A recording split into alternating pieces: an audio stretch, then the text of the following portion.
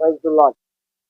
మన ప్రభువును రక్షకుడైన యేసుక్రీస్తు వారి పేరిట మీకు మీ కుటుంబాలకు మరి అనేక రకాలైన పరిస్థితుల నుండి అనేక రకాలుగా మీరు ఎదుర్కొంటున్న ఆ యొక్క శాపములు, ఆ యొక్క శోధనలు, కీడులు నుండి మీరు విడుదల పొందురుగాక. Praise the lord. ప్రభునందు దేవుని బిడ్డలారా, మీకు నా హృదయపూర్వక వందనాలు తెలియజేస్తున్నాను. నాడు మరి అనేక రకాలుగా యేసు ప్రభు వారిని నమ్ముకున్న వారు సూచక్రియలు, మహత్కార్యాలు, కార్యాలు, అద్భుతాలు అనేక రకాలుగా మరి యేసు ప్రభు వారు కూడా అనేక రకాలైన రోగాలను, వ్యాధుల నుంచి తప్పిస్తాడని, కలిగిన సమస్యల నుంచి విడిపిస్తాడని, మరి కలుగుతున్న పరిస్థితులన్నిటి నుంచి విడుదల కలిగిస్తాడని నమ్ముకునే వాళ్ళు ఉంటారు. అంటే మన విగ్రహారాధన చేసే వాళ్ళందరిలో కూడా ఈ అభిప్రాయం ఉంటుంది, ఈ భావన ఉంటుంది. ఒక్కొక్కరు ఒక్కొక్క రీతిగా ప్రభువు వారి దగ్గరికి వస్తారు. ఏదో ఒకటి ఆశించి ఏదో ఒక కార్యము ద్వారాగా మరి యేసు ప్రభు వారి దగ్గరికి వస్తారండి. ఇది వాస్తవం, ఇది నిజం. అయితే యేసు ప్రభు వారి దగ్గరకు వచ్చిన తర్వాత నాకు ఆ కార్యం జరిగింది, నేను ఈ కార్యం జరిగింది, నాకు ఆ కార్యం ద్వారాగా వచ్చానని అలాగ చెప్పేవాళ్ళు చాలా తక్కువ మంది కనపడతారు. ఎందుకు? దేవుడు ఏమన్నా చేయలేడా? చేస్తాడు, చెయ్యగలడు. ఎందుకంటే శూన్యములో ఇంత సుందరమైన సృష్టిని సృష్టించిన వాడికి అసాధ్యమైనది ఉన్నదా? కలదా? లేదు. యేసు నేటికిని, ఎన్నటికిని, రేపటికిని కాలిన దేవుడు. మరి అన్ని నువ్వే చెప్తున్నావు, మరి ఎలాగా అని అడుగుతారా? ఏమండి, యేసు ప్రభు వారికి అసాధ్యమైనది ఏమీ లేదు. కానీ శ్రమ అనుభవం అనేది లేకపోతే,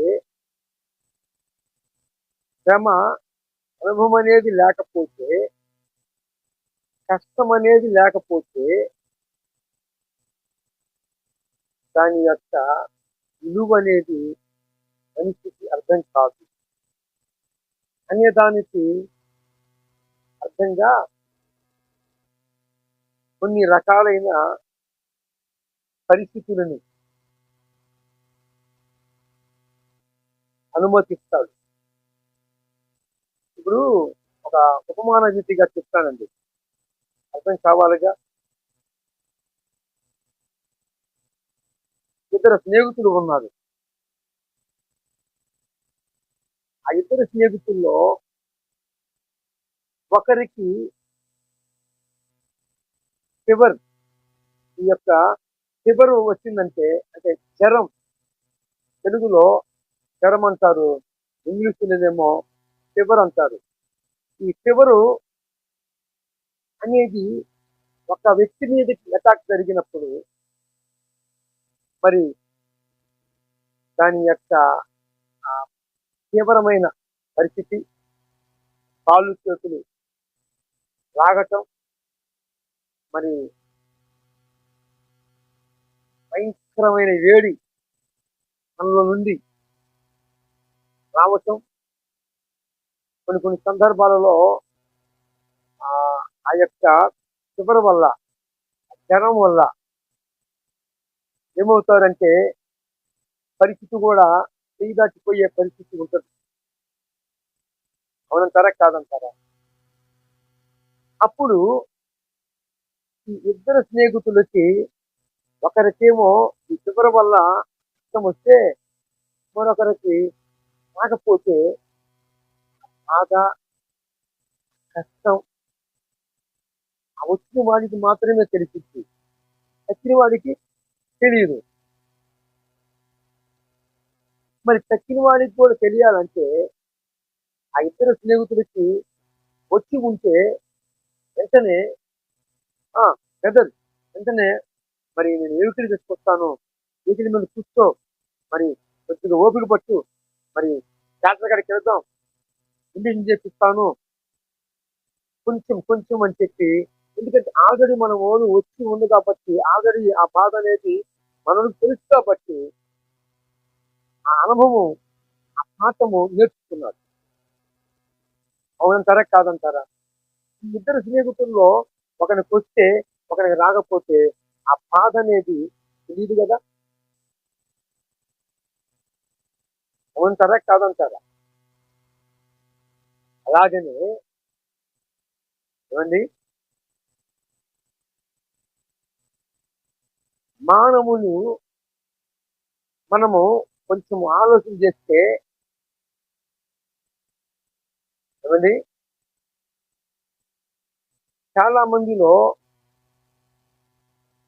ఆ ఏమి అభిప్రాయం ఉంటుందంటే ఏదో ఒక రూపాన ఏదో ఒక కోరిక ద్వారాగా ఆయన సంతకి రావాలి. అయితే వచ్చిన వారు వారి యొక్క అక్కర్లు తీర్చకపోతే లోకములో ఉన్నప్పుడు ఆ దేవుడు, ఆ దేవత, ఆ దేవత, ఈ దేవుడని రకరకాలుగా తిరిగిన రోజులు ఉన్నాయి. ఆఖరికి భగవంతుని మీద విరక్తగలిగిన రోజులు కూడా ఉన్నాయి. కానీ నేను విన్నాకల ఆ చెట్టు ఒక మాట అన్నది. ఆ కోరికలు గురించి తక్కువ చెబుతారు. ఎందుకన్నానంటే వారు ఏదో ఒక రూపాన వారికి కలిగిన ఆ శ్రమను బట్టి వస్తారు కానీ ఏమండి తర్వాత వారు ఎన్నడూ ఊహించని మాధుర్యాన్ని క్రీస్తులో అనుభవిస్తారు. వారు ఎన్నడూ ఎన్నడూ వారి యొక్క చరిత్రలో ఊహించని అనుభవ పాఠాలని నేర్చుకుంటారు. మాధుర్యాన్ని సరిచూసి రుచి చూసినప్పుడు వారు ఏ కోరికలతో అయితే వస్తారో అవన్నీ మర్చిపోయి వారి హృదయంలో తెలియని మాధుర్యము, తెలియని శాంతిని పొందుకుంటారండి.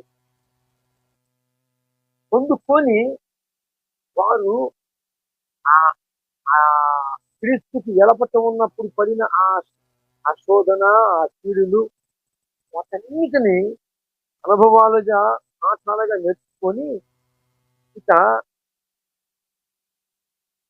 వారి ఎదుటికి వచ్చినప్పుడు ఇట్టే వారు చెప్పేస్తారు ఇక ఏమని పలానా విషయములు నేను ఇలాగా వచ్చాను అంటే అవసరం లేదు, నీకు కలిగిన ఆ యొక్క శ్రమ, శోధన, కీడు అర్థమైంది.